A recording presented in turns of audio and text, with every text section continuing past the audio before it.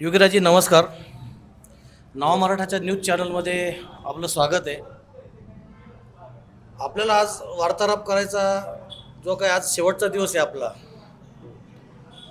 आपल्या अहिल्यानगरमध्ये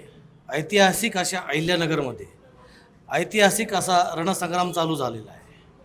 आपण देखील अनेक निवडणुका पाहिल्या असतील, परंतु त्या निवडणुकांमध्ये आणि आजच्या निवडणुकीचं जर वर्णन करायचं झालं तर एका शब्दात आपण काय करता? काय काय काय तुम्हाला वेगळेपण जाणवतंय आजच्या निवडणुकीमध्ये? या निवडणुकीत एक सोशल मीडिया आणि जनतेचं हे फरक जाणवलेला आहे की सोशल मीडियाचा पण प्रेझेन्स महत्त्वाचा आहे या सोशल मीडियात. आणि ज्यांनी सोशल मीडिया किंवा जे जनतेत राहिले, जनतेच्या संपर्कात राहिलेले, तर ते जनता स्वीकारत आहे. अच्छा, म्हणजे तुमचं असं म्हणणं आहे की या निवडणुकीमध्ये सोशल मीडियाचा फार महत्त्वाचा भूमिका दिसते तुम्हाला, आणि जे जनतेच्या संपर्कात राहिले त्यांना ही जनता प्राधान्य देते आहे, असं तुमचं मत आहे. एकंदर चर्चा अशी आहे, आता आम्ही उमेदवारांच्या माध्यमातून तुम्हाला प्रश्न विचारित असतो की तुम्ही जवळजवळ सगळ्या जिल्ह्याची सेना या निवडणुकीला पाचारण केलेली आहे किंवा सज्ज ठेवली आहे. तर याच्या पाठीमागं काही विशेष कारण आहे का? कशाचं काय करून या निवडणुकीला संपूर्ण जिल्ह्याची सेना सज्ज ठेवली आहे, तर याच्या पाठीमागं काही विशेष कारण घडलं आहे का की तुम्हाला या निवडणुकीमध्ये काही वेगळेपण जाणवलं? नाही, काहीच जाणवलं नाही. पण बाजारामध्ये तर अशी चर्चा आहे की फक्त कुठल्या पक्षाचा विषय नाही, की ही निवडणूक खुल्या मार्गाने न होता थोडीशी दहशतेखाली होते. बरोबर आहे. बऱ्याच ठिकाणी बिनविरोध झाले पाहिला, कारण की बिनविरोध कशा पद्धतीने झाले हे सगळ्यांना कळलं की लोकशाही किती पाहिजे, लोकशाही राहिली पाहिजे, तरच लोकांना त्या निवडणुकीचा आनंद घेतो. आज ज्या ठिकाणी लोकांना बिनविरोध झाल्यामुळे मतदान करायचं आहे नाही, तिथं उत्सुकता नाही राहिली.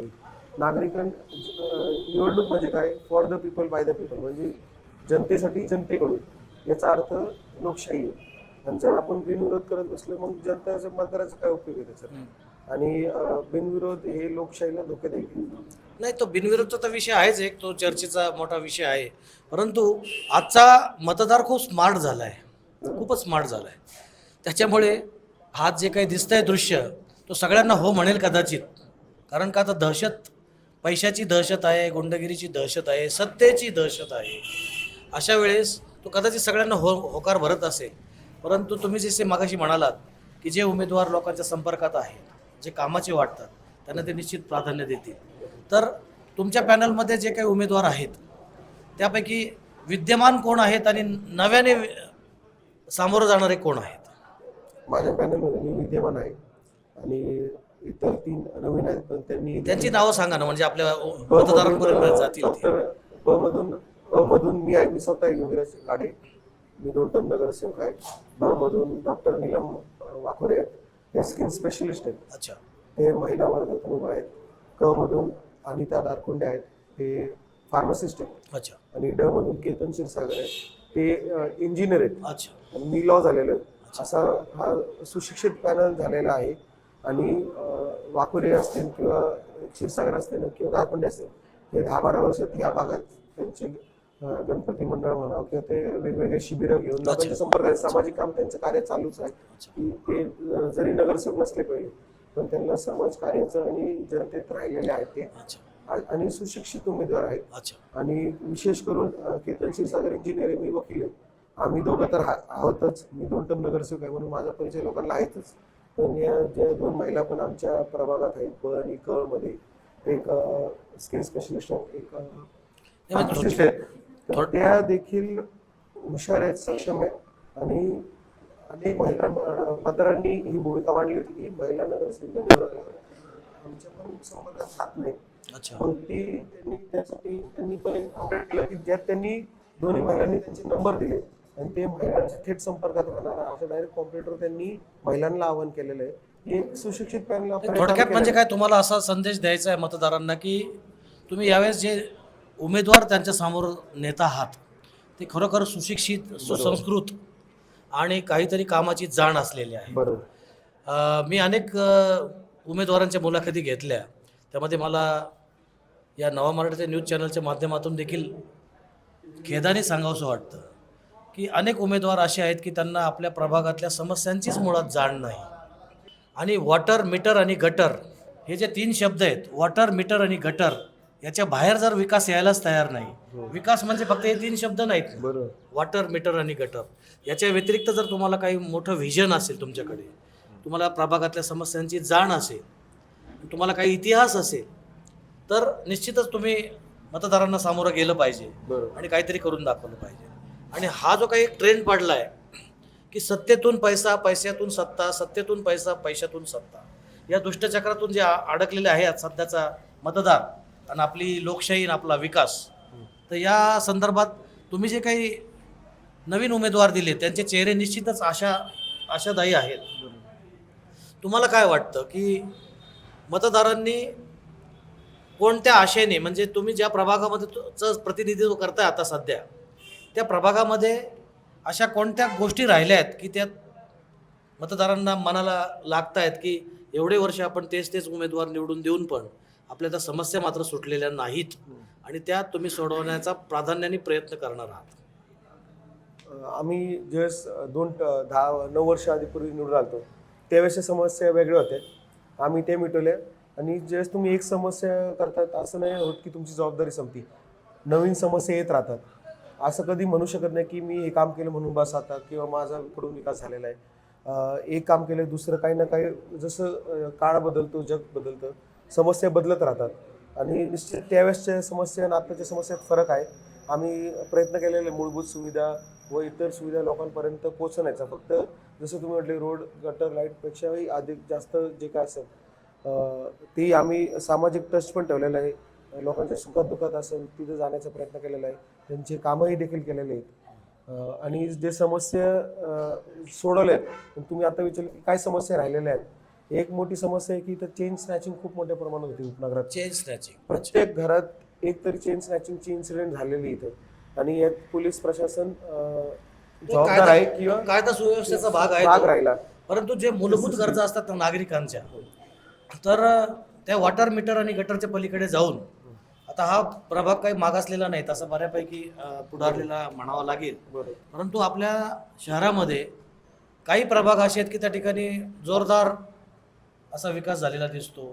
त्या ठिकाणी मोठ्या मोठ्या सार्वजनिक इमारती, उद्यानं, रस्ते चांगले झालेले दिसत आहेत, पाण्याच्या समस्या नाहीत, स्ट्रीट लाईटच्या समस्या नाहीत, स्वच्छतेच्या समस्या नाहीत.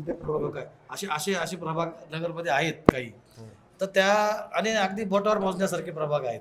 तर अशा वेळेस तसाच विकास आपल्याकडे व्हावा असं तुम्हाला नाही वाटत का? आम्ही इथे त्यासाठी सत्ता गरजेची असते, राज्यामध्ये तुमची सत्ता गरजेची असते, केंद्रामध्ये सत्ता गरजेची असते. सध्या ज्या प्रकारचं राजकारण चालू आहे की निधी कुणाला द्यायचा, कशाला द्यायचा, याच्यावरच सगळा विकास ठरला जातो.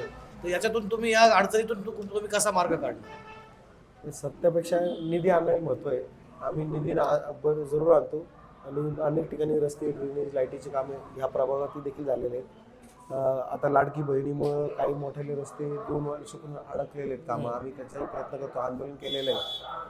पण आम्ही निधी आणत असतो, असं नाही की नाही, जरी सत्ता नसली पण कसं निधी आणायचं वगैरे काय आणायचं ते आम्हाला माहिती आहे, मग आम्ही ते निधी आणतच असतो. तर तुम्ही एक सामान्य जो मतदार असतो ना, आता या निवडणुकीमध्ये अशी एक घटना घडली आहे, सगळ्यांचं मन एकदम ब्लाइंड झालं आहे. ते ब्लाइंड असं झालं आहे की ते पक्ष राजकारण बिजकारण आता थोडंसं बाजूला राहिलं आहे. प्रत्येकजण विचार करतोय मतदार माणूस कसा आहे, समोरचा माणूस कसा आहे, तो कुठल्या पक्षाचा आहे, काय, याला काही फारसं महत्त्व राहिलं नाही. कारण या स्थानिक स्वराज्य संस्था आहे, ते खरं म्हणजे तसं महत्त्व असू देखील नाही, कारण पक्षाचा काही संबंध नाही स्थानिक मतदारसंघामध्ये. तर व्यक्ती चांगली निवडून द्यावी असं प्रत्येकाला वाटतंय.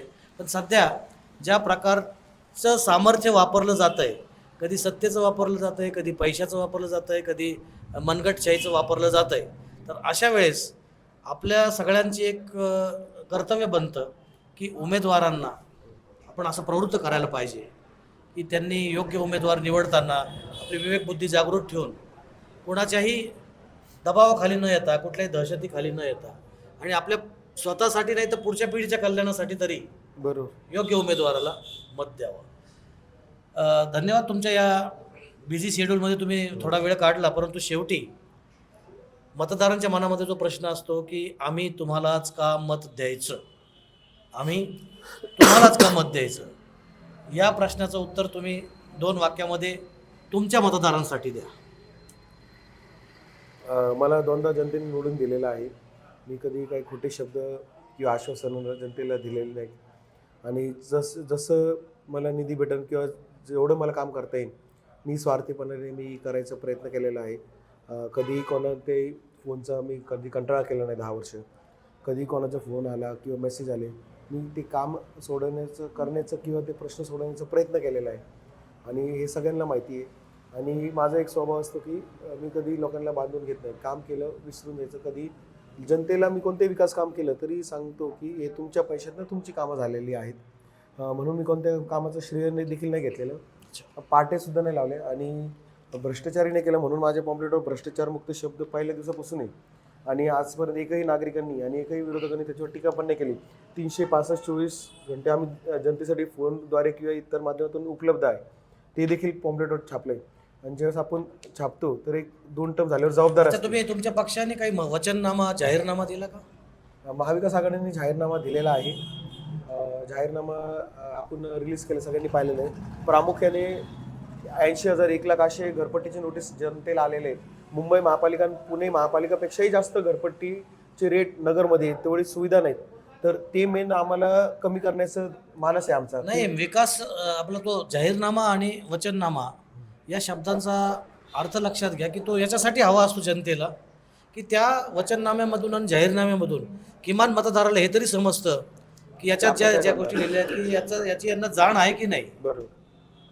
म्हणून वचननामा आणि आजकाल जे दिसतंय सध्या की अनेक पक्षांनी, अनेक पॅनलनी त्यांचे वचननामे आणि जाहीरनामे दिलेच नाहीत. महाविकास आघाडीने वचननामा दिलेला आहे. प्रोफेसर चौकात खासदार लंके साहेबांनी तो उल्लेखही केला सगळ्या मीडियासमोर. त्यात इलेक्ट्रिक बसेस असतील किंवा लोकांची घरपट्टी कमी करण्याचा प्रश्न असेल, शहरात जर रस्त्याची रुंदीकरण असेल तर प्रत्येक ठिकाणी 15 मिनिटात तुम्हाला शहर कव्हर होईल आणि पुरेसं पाणी उपलब्ध देणं, हे वेगवेगळे मुद्दे त्याच्यात घेतलेले आहेत. ठीक आहे, धन्यवाद योगीराजजी. मित्रांनो, आपण या लोकशाहीच्या बिकट अशा वाटेवरतीला कसं वाचवावं लागेल याच्या प्रयत्नाचा एक भाग म्हणून अनेक उमेदवारांना त्यांची मतं मांडण्याचा जी आपण एक संधी देतो आहोत. त्या निमित्ताने आपल्याला त्यांचे विचार समजले जातात आणि त्या विचारातून आपणही ठरवू शकतो की योग्य उमेदवार या शब्दाची काय व्याख्या आहे नेमकी, आणि आपण नेमकं आपलं मतदान कोणाला करावं पाहिजे. मी तुमचे आभार मानतो सर, प्लॅटफॉर्म दिला.